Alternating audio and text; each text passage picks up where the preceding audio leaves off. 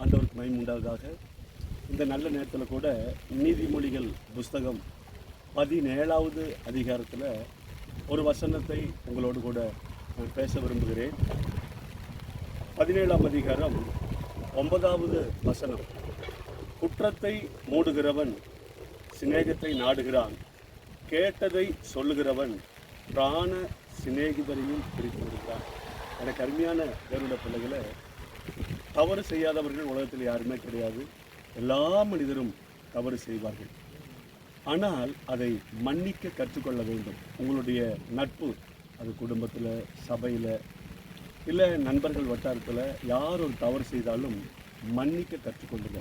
அந்த பிரச்சனைகளை பெருசு பண்ணி அதை எப்பொழுது நீங்கள் சிந்தித்து கொண்டே இருந்தால் உங்களுடைய அன்பு, நல்ல நட்பு சீக்கிரமாக அது அழிந்துவிடும், நீங்கள் பிரிந்து விடுவீர்கள்.